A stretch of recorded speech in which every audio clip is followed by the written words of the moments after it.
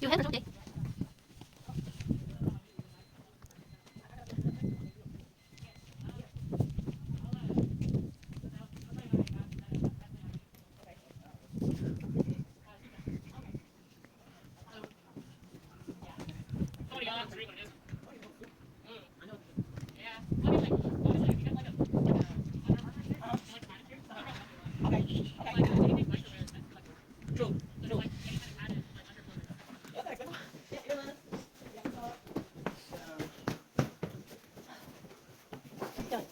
Cái phi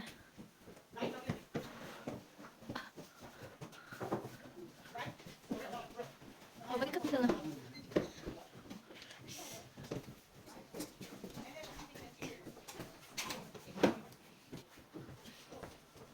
Inside, because if they go overboard, I am not stopping or coming back unless it's some whiskey. I am quite thirsty. And I'm gonna shout out all aboard and we're gonna get on out of here. Y'all ready? Yes, sir. Yes sir. All aboard! All aboard. Let's have some fun, everybody.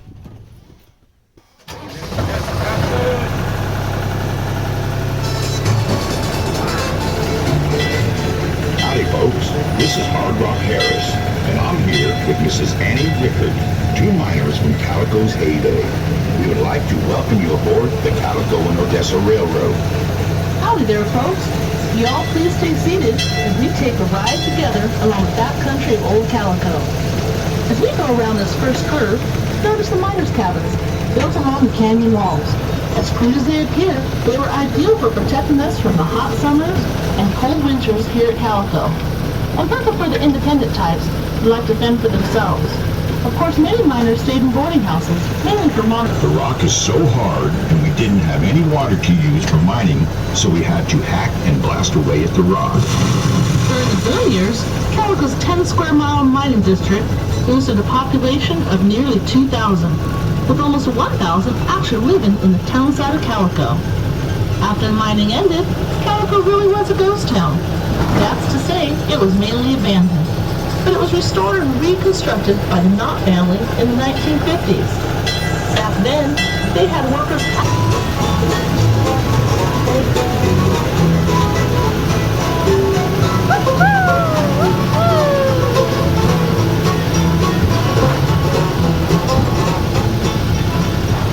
As we round this next curve, look to the left of the engine and notice the pile of rocks painted white with a white marker on top.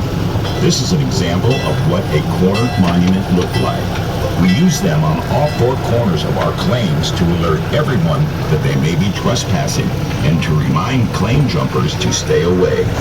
Remember how the first traces of silver were discovered right on the ground in the spring of 1881. And Calico's silver rush was on towns such as Virginia City, Bodie, and Tombstone. I certainly do, Hard Rock.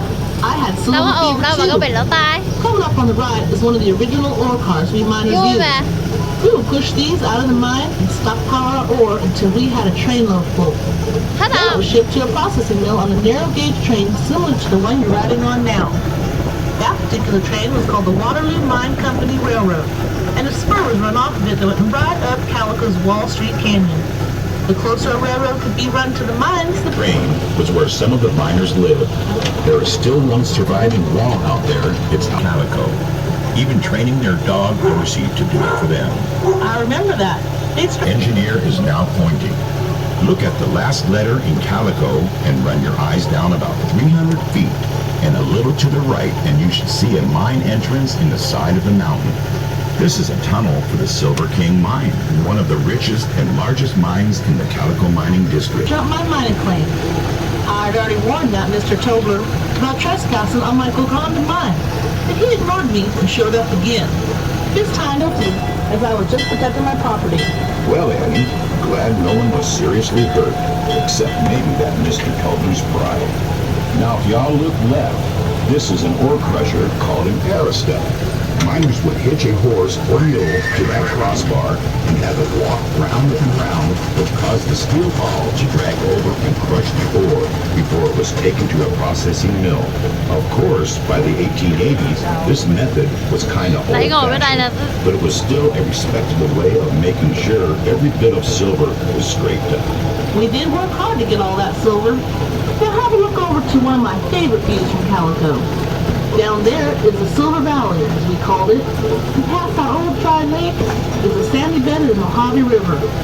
In those early years, drinking water for Calico had to be brought over from the river, which ran above ground at the time, and sold for about 5 to 20 cents a gallon. That water supply also gave birth to our neighboring town of Daggett, when the railroad was built right through there. It was just like the smaller narrow gauge locomotives, the big trains of those days ran off of steam from the water-filled boilers. Another one of our neighboring towns was Borate. It may no longer be visible, but when the boom ended here, some miners got jobs over there as borax miners for the Pacific Coast Borax Company. The Borate and Daggett Railroad was even built right up into Mule Canyon, making for a more efficient operation for the company. It became the last place in California where the famous 20 mule teams were ever used. Now, if you all look over at Main Street, you can see the same view we did as we ventured into town for supplies and relaxation. There are actually 5 buildings on Main Street that have been standing since the 1880s, when it was a bustling place. Calico was a real town for about 20 years. We had a post office, school, courtroom, newspapers, and a slew of stores. Not to mention quite a few saloons, I can promise you that. Luckily, we even had doctors, lawyers, and a justice of the peace. My favorite place was... Take a look down into the gully to the left of the train. These ruins are from the Chinatown, where almost 40 Chinese lived and worked at Calico during the boom. Please come back and join. I hear there's a great tour over there, too.